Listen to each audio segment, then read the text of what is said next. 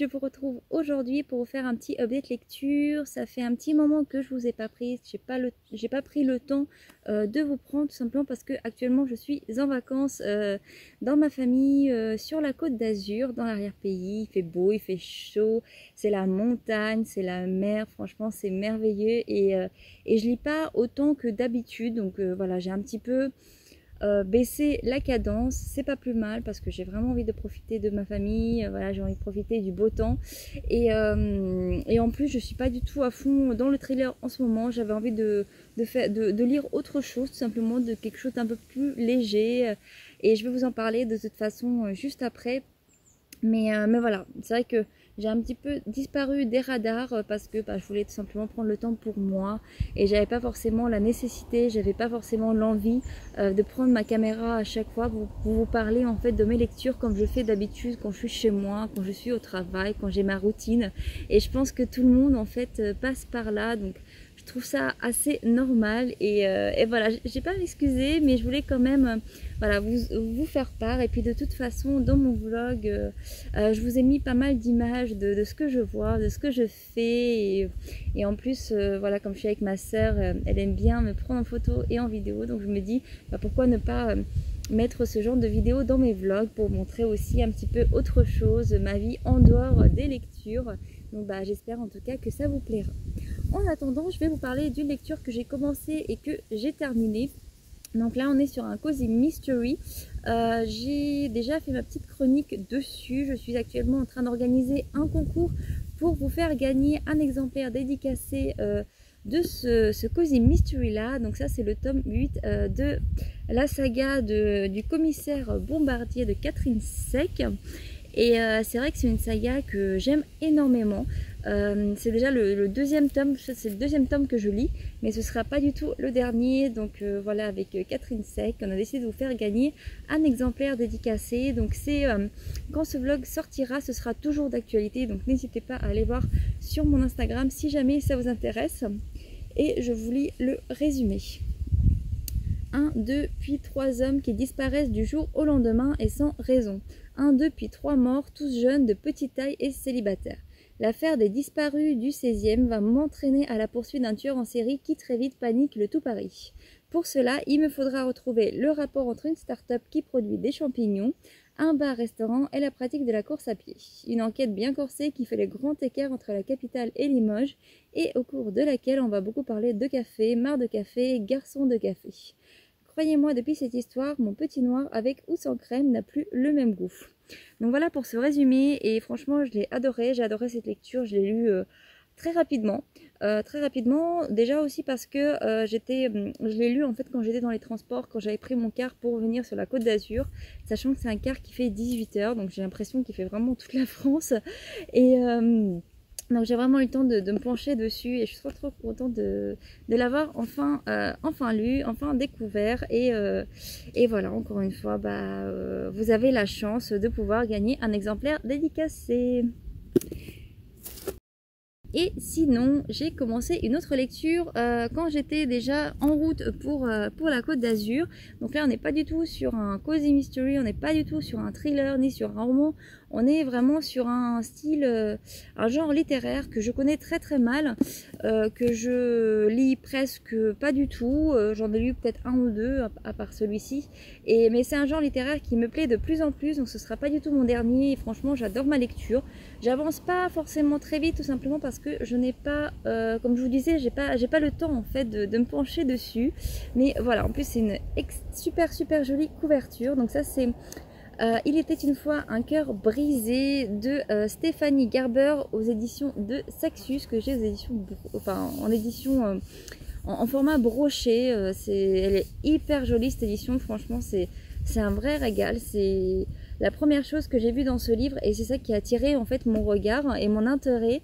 C'est tout d'abord cette couverture. Franchement elle est magnifique. Et en plus à l'intérieur vous avez vraiment oula c'est fait en fait de manière hyper jolie. Donc voilà, là vous avez la couverture et après donc vous avez la première page qui est trop canon. Et après vous avez même une petite carte pour vous montrer tout le nord, en fait là où se passe le plus grand de l'intrigue. Voilà, hyper joli, franchement, trop beau. Et j'adore cet univers. Je pensais ne pas l'aimer et en fait je suis fan. Donc ça, c'est bienvenue dans le Grand Nord magnifique. Les contes sont ici et c'est vrai que dans cette histoire là on est vraiment sur les contes de fées, les monstres, les princesses, les princes charmants, les formules magiques, les contes ensorcelés. Voilà, il y a plein de choses. Il y a des petits dragons, il y a des portails temporels, il y a des malédictions, il y a des méchants, des gentils qui pensent être des méchants et des méchants qui savent pas ce qu'est la gentillesse. Enfin, vraiment, il y a un peu de tout. Et déjà, je vais commencer par vous lire les résumés pour ceux qui ne connaissent pas du tout cette histoire. Jusqu'où seriez-vous prêt à aller pour être heureux à jamais? De si loin qu'ils se souviennent, Evangeline Fox a toujours cru au grand amour et enfin heureuse, jusqu'à ce qu'elle apprenne que l'homme de sa vie est sur le point d'en épouser une autre. Désespérée d'empêcher le mariage et de guérir son cœur blessé, la jeune femme conclut un accord avec le charismatique mais diabolique prince de cœur. En échange de son aide, il lui demande 3 baisers à donner à la personne au moment ou à l'endroit de son choix. Mais après avoir donné son premier baiser promis, elle découvre que négocier avec un immortel est un jeu dangereux, et que le prince de cœur veut obtenir d'elle beaucoup plus que ce qu'elle a accepté de lui offrir. Il a de grands projets pour Evangeline, des projets qui se termineront soit par le plus grand des bonheurs, soit par la plus exquise des tragédies. Donc voilà pour ce résumé. Et c'est vrai qu'en plus le personnage principal est Evangeline. C'est voilà, c'est une petite fille, une jeune femme aux cheveux roses, pétillante, hyper optimiste, qui croit au happy end, qui cherche son prince charmant, qui veut être heureuse à jamais, qui voit le bon côté chez tout le monde, qui se méfie que très rarement. Et c'est que voilà, c'est assez... c'est très frais en fait de retrouver ce genre de personnage. Et puis elle est là en train de papillonner dans tous les sens. Et à côté de ça, il y a le prince des cœurs qui lui fait faire des trucs qu'elle imaginait jamais pouvoir faire. Enfin, franchement, je trouve ça hyper chouette. Et c'est un livre c'est une lecture que j'adore. Et en plus, la lire dans ce contexte-là, c'est magique, c'est féerique et c'est exactement ce qu'il me fallait. Voilà pour mes lectures en cours. Et puis je pense que je vous prendrai un petit peu plus tard.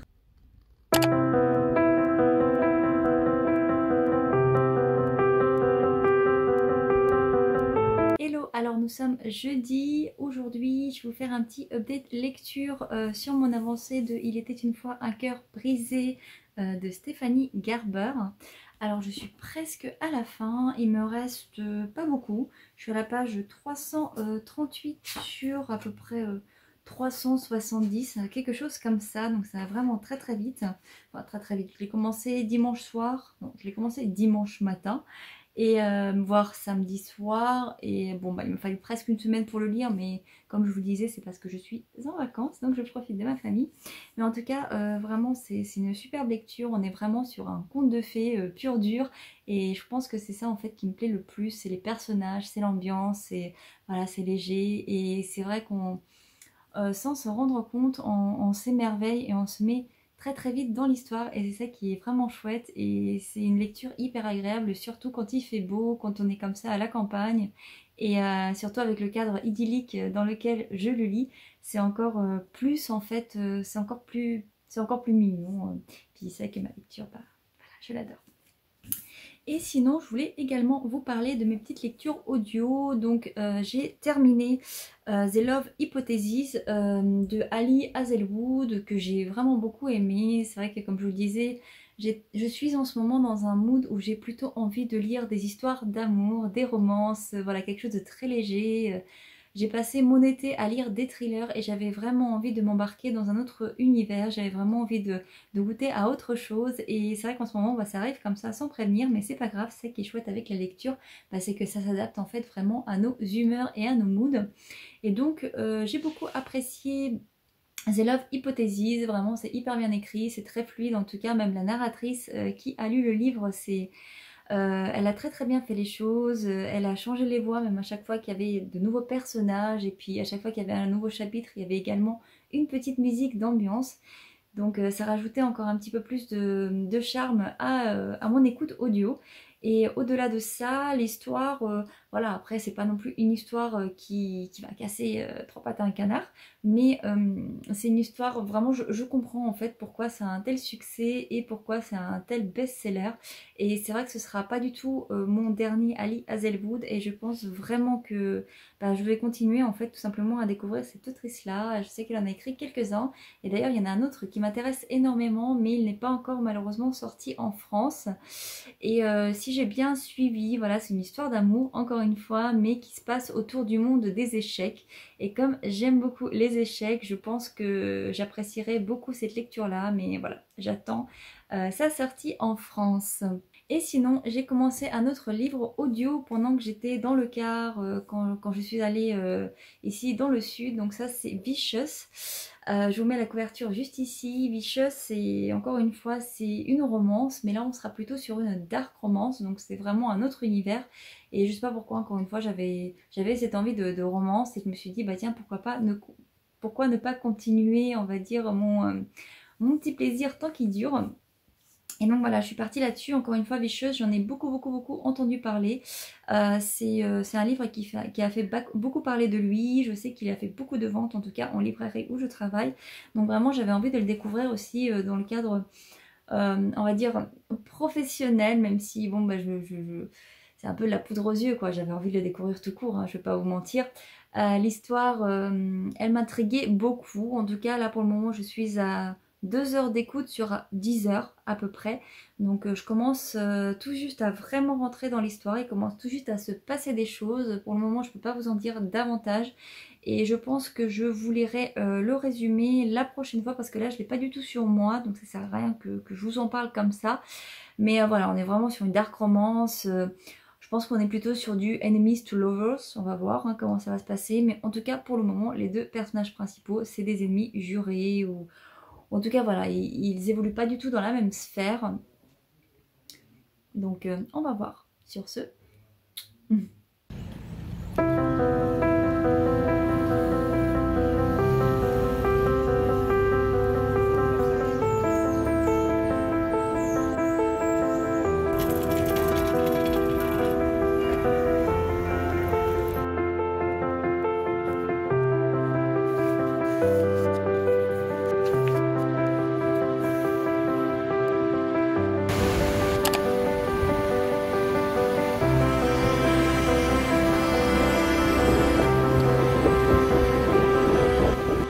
Alors nous sommes samedi et je viens vous retrouver aujourd'hui pour clôturer ce vlog et vous le poster enfin demain. Je croise les doigts pour que tout se passe bien, puisque je me souviens que j'avais déjà tourné une semaine de vlog. En fait, j'avais déjà une semaine de vidéos que je devais vous poster en même temps que mes vidéos sur la Côte d'Azur. Mais malheureusement, je ne sais absolument pas ce qui s'est passé. J'ai perdu ces vidéos-là. En fait, je ne sais pas du tout où ils sont. J'arrive pas à mettre la main dessus. Voilà, je sais pas. C'est un grand mystère. Surtout que je vous avais parlé de pas mal de choses. En fait, je vous avais présenté pas mal de livres, et notamment mon bilan du mois d'août. Mais c'est pas grave. C'est les aléas de la vie. Franchement, il y a plus grave. Voilà, continuons. Mais dans tous les cas, je me vois pas en fait vous refilmer tout mon bilan, parce que ça m'a pris vraiment beaucoup de temps en fait à vous expliquer, à vous parler de chaque livre, que voilà, je me sens pas en fait d'attaque à refaire la même chose, à refaire le même discours. Donc je m'excuse par avance si vous sentez que dans ce vlog là il manque une semaine. C'est tout à fait normal. Mais par contre, j'ai beaucoup de choses à vous dire, puisque ça fait un tout petit moment quand même que je vous ai pas prise, à savoir une semaine entière, si je vous dis pas de bêtises. Et donc il y a eu pas mal de changements dans mes lectures. Alors déjà, je vais vous parler du livre que j'ai lu, et aussi je vais également vous parler des livres que j'ai reçus et des livres que je suis en train de lire. Voilà, donc il y a pas mal de choses à vous expliquer aujourd'hui. Et donc sans plus tarder, je vais vous parler du livre que j'ai terminé. Je me souviens pas si je vous l'avais présenté, je crois pas, hein. Je crois que je vous avais juste montré un petit plan où je commençais ce livre-là quand j'étais sur la Côte d'Azur, mais depuis, je l'ai terminé, et franchement, j'ai adoré, gros coup de cœur pour moi, et j'ai trop hâte de commencer le tome 2. Donc là, c'est Anatomie de Dana Schwartz, Oui, Dana Schmart. Anatomie Love Story que j'ai aux éditions Albin Michel avec cette magnifique couverture et franchement si vous pouviez la toucher vous sentirez à quel point c'est doux, c'est comme du velours. Bref, passons, je vais vous lire le résumé. Édimbourg 1817. Férue d'anatomie, Hazel n'a qu'un rêve, devenir chirurgienne. Mais cette passion n'est pas du goût de sa noble famille. Jack lui déterre des cadavres qu'il vend en scientifique pour essayer de survivre dans cette ville où il est trop facile de mourir. Il n'était pas fait pour se rencontrer, mais lorsque Hazel demande à Jack de lui procurer des corps pour étudier, il accepte. Et nous avons même un avis de Reese Witherspoon. Anatomie Love Story est un roman plein de rebondissements et dont la révélation finale vous glacera le sang. Et c'est vrai que la fin, ouais, c'est... Voilà, je ne veux rien vous dire, mais je suis d'accord avec elle, c'est... La fin, elle est bien faite et franchement, ça nous donne envie de lire en fait le tome 2. Et donc, Love Story, Anatomie Love Story, c'est vraiment un roman gothique, c'est une histoire d'amour gothique. On est dans une ambiance d'Édimbourg du 19e siècle, début 19e siècle. Il faut imaginer le vieux Édimbourg avec ses rues décrépies où il y a... tout comme ils appellent ça, le bas-fond en fait de la société, tous les pauvres, les malades, voilà, ils sont tous là-bas et les nobles, les riches évitent le vieux Édimbourg comme la peste. Et donc nous avons Hazel, cette Hazel qui est très charmante, qui est un petit peu le vilain petit canard de sa famille, qui est promise depuis qu'elle est toute petite à son cousin, qui est un duc ou un baron, un truc comme ça. Voilà, bref, quelqu'un de très noble, issu d'une très grosse famille et qui occupe la plus grosse maison d'Édimbourg. Et donc elle est promise à ce charmant jeune homme, mais comment vous dire qu'elle n'est pas forcément très chaude en fait pour se marier avec lui, sachant qu'en plus c'est son cousin et qu'ils ont joué ensemble quand ils étaient petits dans la boue. Elle n'a qu'un rêve, c'est de devenir chirurgienne, donc seule dans sa chambre, elle va mémoriser, lire, relire et relire tous les livres, toutes les encyclopédies sur l'anatomie, le corps humain, les découvertes scientifiques, bref, que son père avait. Elle va tout lire, elle va tout connaître. En théorie, elle est au taquet et voilà, elle va décider de participer à des cours préparatoires en vue d'un examen de médecine, des cours d'anatomie et de chirurgie. Et donc voilà, c'est là que l'histoire commence et franchement, j'ai adoré. La plume, elle est très fluide, ça se lit vraiment de manière hyper rapide, hyper fluide. C'est bien écrit, et on apprend énormément de choses également. On apprend surtout la médecine, les avancées chirurgicales, anatomiques qu'il y avait en fait à cette période-là à Édimbourg et partout dans le monde même.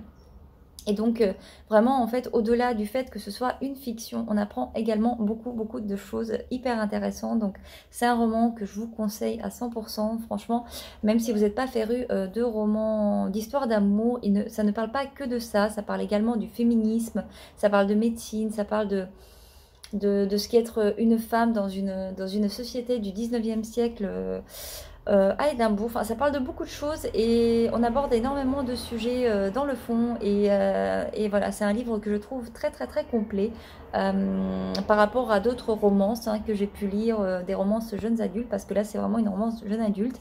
Il n'y a pas de... Je crois que c'est à partir de 13 ans, donc il n'y a pas de scènes torrides ou ce genre de choses, de enemies to lovers, ce genre de choses, il n'y a pas du tout ça. Donc c'est vraiment une histoire que n'importe qui peut lire. Et c'est pas non plus, il y a 2-3 scènes peut-être un petit peu macabres, mais au final on s'en sort plutôt bien. Donc voilà, Anatomie Love Story, je vous conseille. Et après Anatomie Love Story, j'ai lu un autre livre, j'ai lu L'immeuble de la rue Cavendish de Caroline Kant, et ça c'est le tome 1. Celui-ci je l'avais depuis très longtemps sur mes étagères dans ma palle, je l'avais acheté il y a 1 an déjà, voire plus, et il me tardait en fait de le lire, donc je suis trop contente de l'avoir enfin sorti de ma palle. Que se passe-t-il au 5e étage de l'immeuble de la rue Cavendish? Margot, la nouvelle voisine, est à peine installée qu'elle se retrouve à enquêter sur le couple qui vit au-dessus d'elle. Et tant pis si tout le monde pense qu'elle est complètement folle. Après une douloureuse rupture, Margot, la vingtaine, s'installe dans l'appartement qui lui prête son oncle rue Cavendish. Proche des buttes Chaumont, l'immeuble ne manque pas d'animation. Entre la concierge désagréable qui exige qu'on l'appelle Madame Nathalie, le vieux fou du deuxième et l'insupportable gamine du quatrième, Margot trouve à peine le temps de se vautrer devant ses films d'horreur préférés. Heureusement, elle peut compter sur ses autres voisins. Victoire, Charlotte et Marcus répondent toujours présents pour débriefer autour d'un verre. Surtout quand Margot rencontre le beau gosse de l'immeuble d'en face. Mais tout se complique quand des bruits inquiétants s'échappent de l'appartement du dessus. Margot décide alors de mener l'enquête à ses risques et périls. Voilà pour ce résumé, et j'avoue que je l'ai lu très rapidement. Et franchement, j'ai adoré, c'est pétillant, c'est frais, il se passe plein de trucs, c'est bien écrit, on s'ennuie pas, enfin vraiment, voilà, c'est le genre de roman feel good qui fait du bien, c'est le genre de roman qui parle de voisinage, on est un petit peu dans le post-Covid, confinement, tous les confinements qu'on a eu, donc on a vraiment, ça fait partie en fait, ce roman il fait partie de ce genre de romans qui ont vu le jour post-confinement, et ça fait du bien, et franchement je l'ai beaucoup aimé, et je l'ai tellement aimé que je suis en train de lire le tome 2, celui-ci c'est Charlotte se cherche, donc une autre locataire, enfin occupante de l'immeuble. Elle est même pas locataire, elle est propriétaire si j'ai bonne mémoire. Je vais vous lire le résumé de celui-ci. Charlotte est aux anges. Elle a trouvé un travail, mais très vite la situation au bureau se dégrade tandis que sa vie personnelle se détraque. C'est signé. Charlotte a décroché un job dans une agence d'organisation de mariage et elle a même réussi à négocier ses mercredis après-midi pour passer du temps avec Lou et Gabriel, ses enfants. Adieu la vie imprévisible de freelance et bonjour les revenus réguliers, les congés payés et les pauses café. Sauf que sa collègue Laetitia ne semble pas du tout ravie de son arrivée chez Tout son cœur et son comportement devient très inquiétant. Pour ne rien arranger, Charlotte se dispute de plus en plus avec son mari Alexandre et se rapproche peu à peu de Thomas, un homme très séduisant qui vient d'emménager dans l'immeuble avec ses enfants. Jusqu'où ira-t-elle et jusqu'où ira Laetitia? Donc voilà, alors pour celui-ci, je l'ai commencé il n'y a pas longtemps, je suis à la page 101, donc j'ai lu tout ça. Et il me reste tout ça à lire, sachant que le livre, il fait à peu près 280 pages, donc c'est vraiment des très courts romans qui se lisent tout seuls, qui font du bien, et donc si vous avez bien compris, on est vraiment sur un immeuble, on apprend à connaître tous les habitants de cet immeuble. Après, on va quand même apprendre à les connaître par le filtre d'un personnage en particulier sur lequel va se fixer l'histoire. Et donc là, on a Margot. Là, on a Charlotte. Charlotte qu'on a également vue dans ce tome-là. Margot qu'on retrouve également dans ce tome-là. Et à chaque fois, en fait, la narration, elle se passe au premier degré, à la première personne, pardon. Ce qui fait que nous avons vraiment les différents points de vue. Et c'est chouette. Il y a l'évolution des situations, l'évolution des personnages. Enfin, voilà. C'est un vrai petit bonheur de lire cette saga-là. Et sachant qu'il y a également le tome 3 et le tome 4 qui sont déjà sortis et que j'aimerais beaucoup lire avant la fin de l'année. Et après, je vais maintenant vous parler de mes réceptions. Alors j'en ai deux. Déjà dans le cadre de Nami, de mon partenariat avec les éditions Nami en tant que lectrice de cette maison d'édition. J'ai reçu un service presse, donc j'ai déjà déballé, hein, bien évidemment, c'était il y a quelques jours. Je l'ai reçu avec des très jolis stickers, donc merci aux éditions Nami.